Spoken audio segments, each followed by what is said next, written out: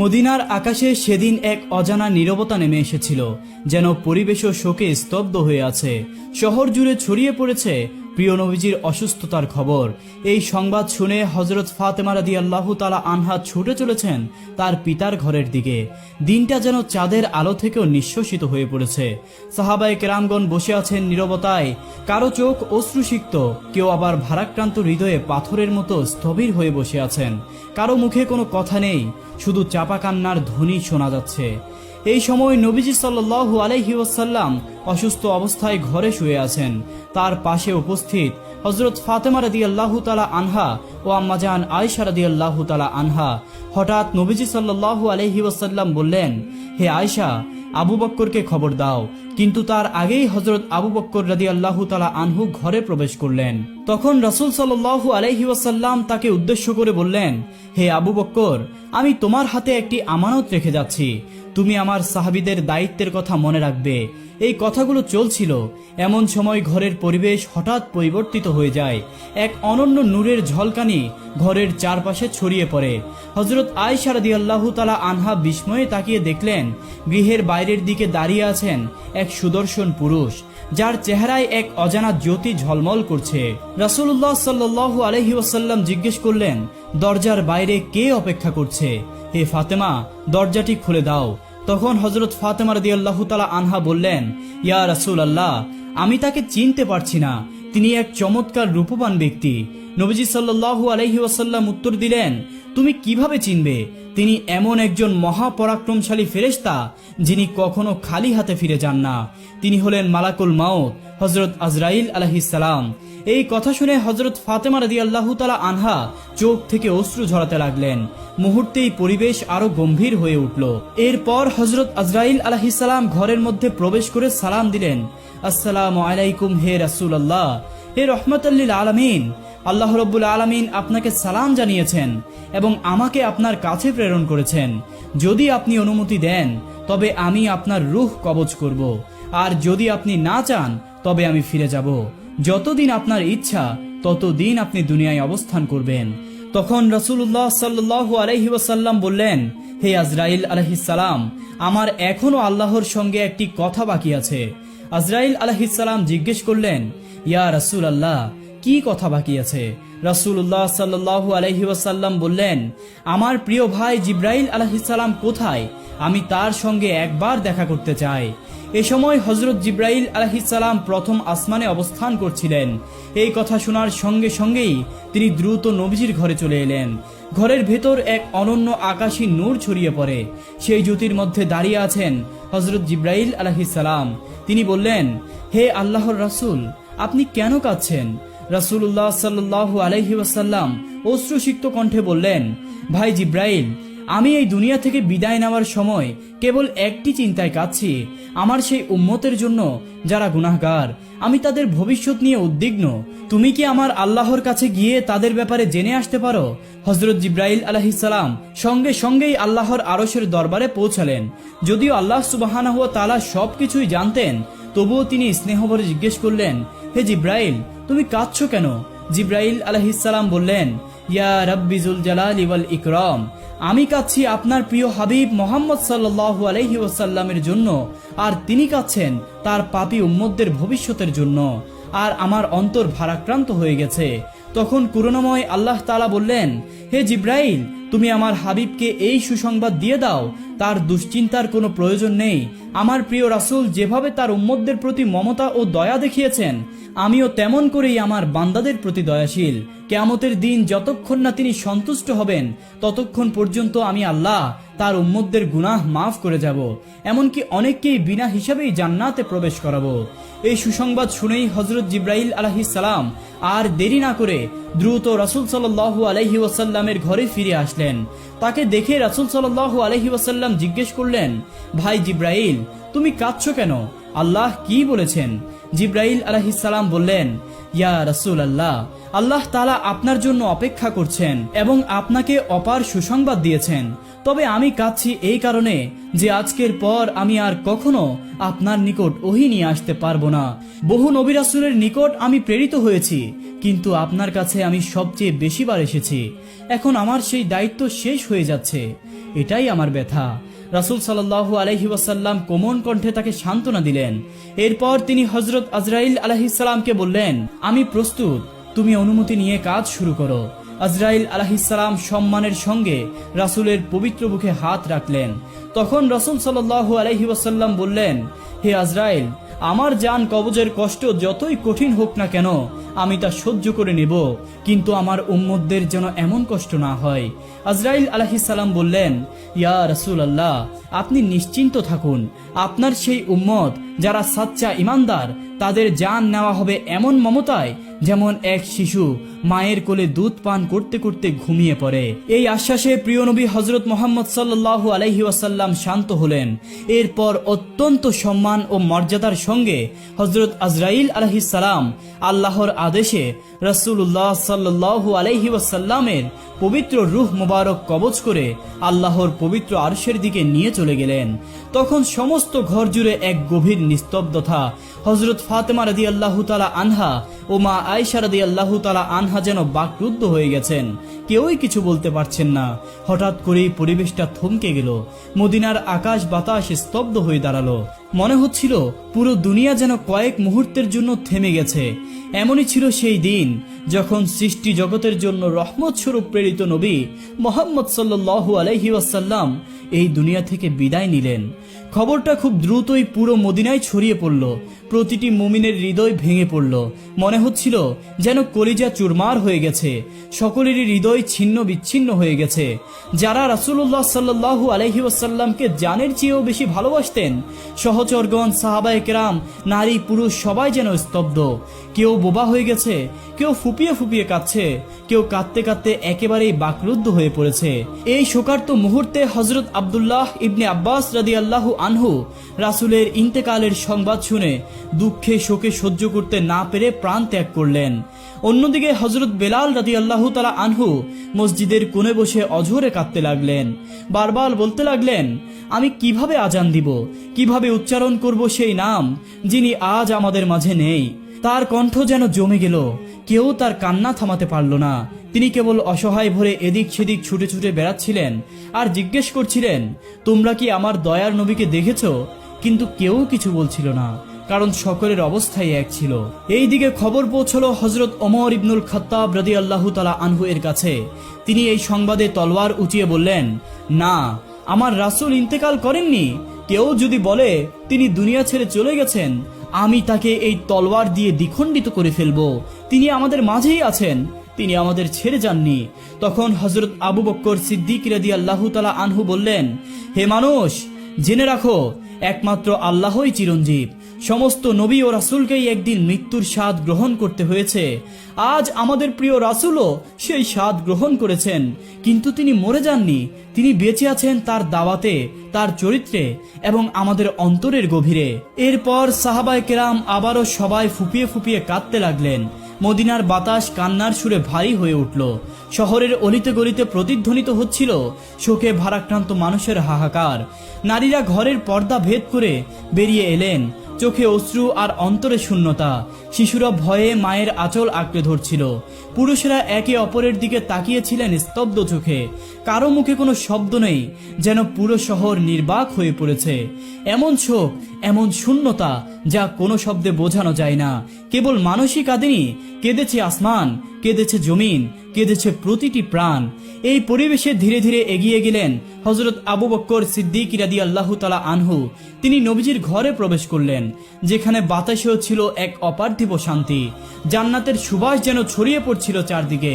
তখন হযরত আবু বকর সিদ্দিক রাদিয়াল্লাহু তাআলা আনহু গভীর বেদনাভরা কণ্ঠে বললেন, আজ এই পৃথিবীর সবচেয়ে দয়ার সেই মানুষটিকে হারালো, আমরা কিভাবে তার স্মৃতি ছাড়া বাঁচব?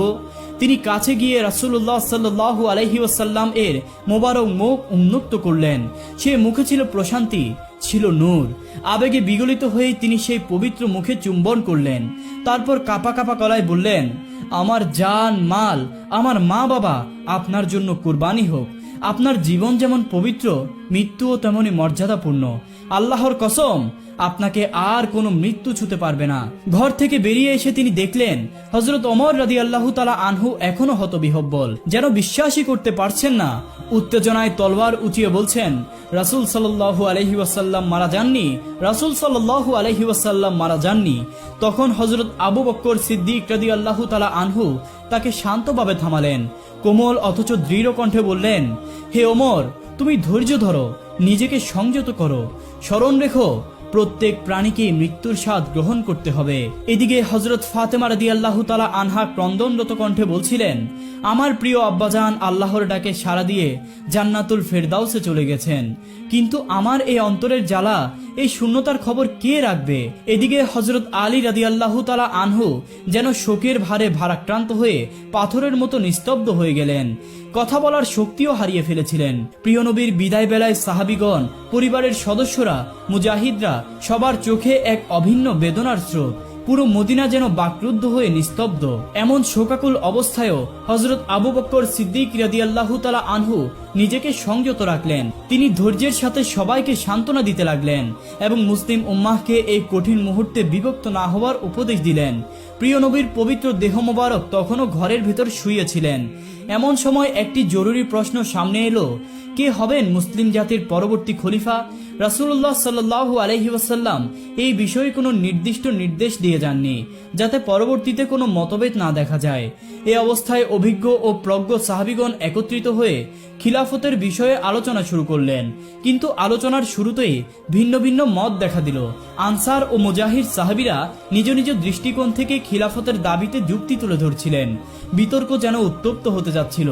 ঠিক তখন হযরত ওমর ফারুক রাদিয়াল্লাহু তাআলা আনহু সামনে এসে দৃঢ় কণ্ঠে ঘোষণা করলেন, মুসলিম উম্মার নেতৃত্বের যোগ্য হলেন হযরত আবু বকর সিদ্দিক রাদিয়াল্লাহু আনহু। তিনিই আমাদের প্রকৃত নেতা। আজ আমি তার হাতেই বায়াত গ্রহণ করছি। এই ঘোষণা দিয়ে তিনি আবু বকর রাদিয়াল্লাহু আনহু এর হাতে নিজের হাত রাখলেন এবং বায়াত গ্রহণ করলেন। এরপর একে একে অন্যান্য সাহাবীরাও তার পদাঙ্ক অনুসরণ করে আবু বকর রাদিয়াল্লাহু আনহু এর হাতে বায়াত গ্রহণ করতে লাগলেন। অবশেষে মুসলিম উম্মাহ ঐক্যমতে পৌঁছালো যে প্রিয় নবীর পরে আবু বকরই হবেন প্রথম খলিফা। এরপর শুরু হলো প্রিয় নবীর দাফন কাফনের প্রস্তুতি। রাসূলুল্লাহ সাল্লাল্লাহু আলাইহি ওয়াসাল্লামের ঘরেই তার গোসলের ব্যবস্থা করা হয়। কিছু সাহাবী এই পবিত্র দায়িত্ব পালনের জন্য এগিয়ে এলেন। তখন তারা বলছিলেন, আল্লাহর কসম করে বলছি, নবীজির দেহ মোবারক থেকে এমন সুবাস ছড়াচ্ছিল যা দুনিয়ার কোনো সুগন্ধির সঙ্গে তুলনীয় নয়। তখন আমাদের মনে হচ্ছিল যেন জান্নাতের সুঘ্রাণে ঘর ভরে গেছে।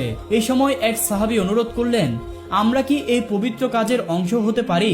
হযরত ওসামা ইবনে জায়েদ রাদিয়াল্লাহু তাআলা আনহু পানি এনে দিতেই তিনি গভীর বেদনায় বলে উঠলেন, হে আল্লাহর রাসূল, আপনার এই বিদায় আমাদের এমন কিছু থেকে বঞ্চিত করলো যা আর কখনোই ফিরে পাবো না। আজ ওহির দ্বার চিরতরে বন্ধ হয়ে গেল। আজকের দিনটা গোটা মানব জাতির জন্য সবচেয়ে গভীর শোকের দিন। হযরত আলী রাদিয়াল্লাহু ও হযরত আব্বাস রাদিয়াল্লাহু তাআলা আনহু রাসূল সাল্লাল্লাহু আলাইহি ওয়াসাল্লাম এর পবিত্র দেহ মোবারককে গোসল করানোর কাজ শুরু করলেন। এই এক হৃদয় বিদারক মুহূর্ত। হযরত আলী রাদিয়াল্লাহু তাআলা আনহু চোখের পানি ধরে রাখতে পারলেন না। তার চোখ দিয়ে অবিরাম অশ্রু ঝরছিল। তার হৃদয়ে শোকের ঢেউ বইছিল।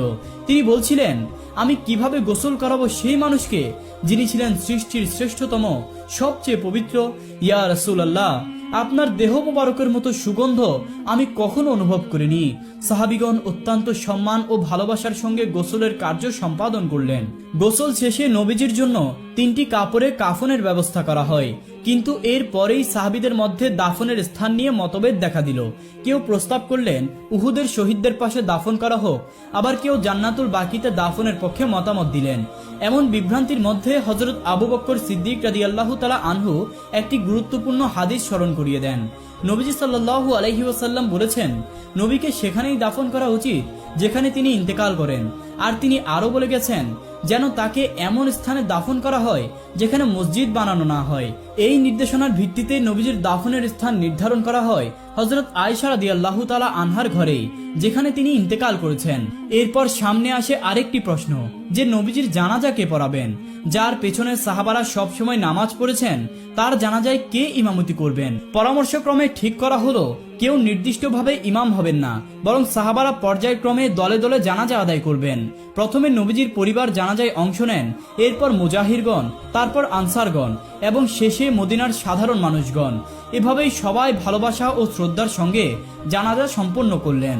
জানাজা শেষ হওয়ার প্রায় 32 ঘন্টা পর রহমতুল্লিল আলামিন, সৈয়দুল মুরসালিন, খাতামুন নবীন নবী মোহাম্মদ সাল্লাল্লাহু আলাইহি ওয়াসাল্লামের পবিত্র দেহ মোবারককে দাফন করা হয়। চিরদিনের জন্য মানুষের দৃষ্টির আড়ালে চলে যান তিনি। এরপরে হযরত ফাতেমা রাদিয়াল্লাহু তাআলা আনহা এসে রাসূলুল্লাহ সাল্লাল্লাহু আলাইহি ওয়াসাল্লামের বসার স্থানটিতে উপস্থিত হন। তিনি মাটি ছুঁয়ে কান্নায় ভেঙে পড়েন। তিনি বললেন, আব্বাজান, আপনি তো চলে গেলেন, আমাদের এতিম করে চলে গেলেন। আজ মদিনা এত নিঃশব্দ কেন? কেন বাতাসে আপনার কোমল কণ্ঠস্বর আর শোনা যায় না? বুক ভরা কষ্ট নিয়ে তিনি আর্তনাদ করেন, ইয়া রাসূলুল্লাহ, আপনি তো বলেছিলেন আমরা জান্নাতে একত্রিত হব, কিন্তু আমি কিভাবে সেই সময় পর্যন্ত অপেক্ষা করব? এই পৃথিবী এখন আমার কাছে শুধুই শূন্যতা। এরপর তিনি রাসূলুল্লাহ সাল্লাল্লাহু আলাইহি ওয়াসাল্লামের কবর মোবারকে গিয়ে কাঁদতে কাঁদতে বললেন, ইয়া রাসূলুল্লাহ, আপনি তো সেই মহান ব্যক্তি যার প্রতি আল্লাহর রহমত নাজির হতো, যার কাছে জিব্রাইল আলাইহিস সালাম ওহী নিয়ে আসতেন। আজ সেই দরজাগুলো বন্ধ হয়ে গেল। আজকের মদিনা যেন নিঃসঙ্গ, নীরব। এদিকে হযরত বেলাল রাদিয়াল্লাহু তাআলা আনহু ছিলেন নিঃশব্দ বাকরুদ্ধ। তিনি মসজিদে নববীর এক কোণে স্থির হয়ে বসেছিলেন, যেন সময় থমকে গেছে। কিছু সাহাবী তার কাছে এগিয়ে এসে বিনীতভাবে অনুরোধ করলেন, হে বেলাল, আপনি দয়া করে একবারের জন্য আমাদের জন্য আজান দিন, যাতে আমাদের হৃদয়ে নবীজির স্মৃতি জাগ্রত হয়। হযরত বেলাল রাদিয়াল্লাহু তাআলা আনহু আজান দেওয়ার জন্য দাঁড়ালেন। তার কণ্ঠ থেকে ভেসে এলো, আল্লাহু আকবার, আল্লাহু আকবার। সেই সুমধুর ধ্বনি যা এক সময় মদিনাকে জাগিয়ে তুলত, কিন্তু আজ সেই ধ্বনি কান্নায় রূপ নিল যখন তিনি বললেন, আশহাদু আল্লা ইলাহা ইল্লাল্লাহ। সাহাবীদের চোখ থেকে অশ্রু গড়িয়ে পড়তে লাগলো। আর যখন উচ্চারণ করলেন, আশহাদু আন্না মুহাম্মাদান রাসূলুল্লাহ, তখন যেন তার গলা আটকে গেল। তিনি আর উচ্চারণ করতে পারলেন না, কান্নায় ভেঙে পড়লেন। মিনারের উপর বসে হাউমাউ করে কাঁদতে লাগলেন। পুরো মদিনা যেন মুহূর্তেই বিষণ্ণতায় ডুবে গেল। অবশেষে তিনি বললেন, যে শহরে রাসূল সাল্লাল্লাহু আলাইহি ওয়াসাল্লাম নেই, সেখানে আমি কিভাবে থাকব? এই মদিনা এখন আমার নয়। এবং সেদিনই তিনি প্রিয় শহর মদিনা ছেড়ে চলে গেলেন। এরপর আর কখনো তিনি আজান দেননি, শুধু একবার ছাড়া। আর হযরত ওমর রাদিয়াল্লাহু তাআলা আনহু, যাকে মানুষ বলতো কঠোর মনের অধিকারী, শক্তিমান নেতা, তিনিও রাসূল সাল্লাল্লাহু আলাইহি ওয়াসাল্লামের ইন্তেকালের পর যেন ভেঙে পড়লেন। একদিন তিনি রাস্তার পাশে নিঃসঙ্গ বসেছিলেন, চুপি চুপি বলছিলেন, আমি যখন নবীজির কবরের দিকে তাকাই, তখন মনে হয় তিনি উঠে এসে বলবেন, ও ওমর, কেঁদো না, আমি তো তোমাদের মাঝেই আছি। কিন্তু তিনি তো আর ফিরবেন না। সেই ওমর, যিনি কখনো কারো সামনে কাঁদেননি, আজ রাস্তার ধারে বসে একা একা তিনি কাঁদছেন। এভাবেই হযরত আবু বকর রাদিয়াল্লাহু তাআলা আনহু এর হৃদয়ও যেন চূর্ণ বিচূর্ণ হয়ে যায়। একদিন তিনি নবীজির কবরের পাশে বসে কান্নাজড়িত কণ্ঠে বললেন, ইয়া রাসূলুল্লাহ, আমি তো সব সময় আপনার ছায়ায় ছিলাম, আপনার সঙ্গে হেসেছি, আপনার সঙ্গে কেঁদেছি, কিন্তু আজ আপনি নেই, আমি একা হয়ে গেছি। আমি কিভাবে বাঁচবো আপনাকে ছাড়া? রাসূলুল্লাহ সাল্লাল্লাহু আলাইহি ওয়াসাল্লামের ইন্তেকালের পর আবু বকর মাত্র 2 বছর বেঁচে ছিলেন। তবে সেই 2 বছর যেন তার জীবনের সবচেয়ে ভারী সময় হয়ে দাঁড়ায়। প্রতিটি মুহূর্ত ছিল অপেক্ষা আর বিরহের। কয়েকদিন পর হযরত আবু বকর রাদিয়াল্লাহু তাআলা আনহু এক রাতে নিজ ঘরে শুয়েছিলেন। হঠাৎ তিনি এক স্বপ্নে দেখতে পেলেন, প্রিয় নবী হযরত মুহাম্মদ সাল্লাল্লাহু আলাইহি ওয়াসাল্লাম তাকে ডাকছেন। মমতা ভরা কণ্ঠে বলছেন, হে আবু বকর, আমি তো তোমার প্রতীক্ষায় আছি। এই স্বপ্ন দেখার পর আবু বকর রাদিয়াল্লাহু তাআলা আনহুর ঘুম ভেঙে গেল। আবু বকর রাদিয়াল্লাহু তাআলা আনহু তখন খুশিতে হাসলেন এবং মৃদু স্বরে বললেন, আমার প্রস্থানের সময় এসে গেছে। তার পরের দিনগুলোতে তিনি ধীরে ধীরে অসুস্থ হতে লাগলেন। যখন তার বিদায়ের ক্ষণ কাছে চলে এলো, তখন তিনি তার প্রিয় সাহাবীদের ডেকে বললেন, তোমরা আমাকে আমার প্রিয় হাবিব রাসূলুল্লাহ সাল্লাল্লাহু আলাইহি ওয়াসাল্লামের পাশে দাফন করিও, আমি তার সান্নিধ্যে ফিরে যেতে চাই। অবশেষে হযরত আবু বকর রাদিয়াল্লাহু তাআলা আনহু ইন্তেকাল করলেন এবং রাসূলুল্লাহ সাল্লাল্লাহু আলাইহি ওয়াসাল্লামের কবর মোবারকের ঠিক পাশেই তাকে দাফন করা হলো। তখন মদিনার আকাশ যেন আরেকবার ভেঙে পড়ল। বাতাসে যেন ভেসে বেড়াচ্ছিল বিদায়ের দীর্ঘশ্বাস। হযরত মুহাম্মদ সাল্লাল্লাহু আলাইহি ওয়াসাল্লাম তিনি ছিলেন দয়ার সাগর, মায়ার নবী। উম্মতের প্রতি যার ভালোবাসা ছিল সীমাহীন। তিনি কাঁদতেন আমাদের জন্য, দোয়া করতেন আমাদের জন্য, ভয় করতেন আমাদের পরিণতির কথা ভেবে। কিন্তু আজ আমরা কোথায় দাঁড়িয়ে আছি? আমরা কি সত্যিই তাকে ভালোবাসি? তার সুন্নাহকে আমরা কতটুকু ধারণ করেছি? আমরা কি আজও তার শোক বুকে বয়ে বেড়াই? হে আমাদের রব, আমাদের অন্তরকে নবীজির ভালোবাসায় পরিপূর্ণ করে দাও। আমাদেরকে এমন জীবন দাও যেন আমরা তার পথ অনুসরণ করে চলতে পারি, আর এমন মৃত্যু দান করো যেন জান্নাতে আমরা তার সান্নিধ্য লাভ করতে পারি। আমিন।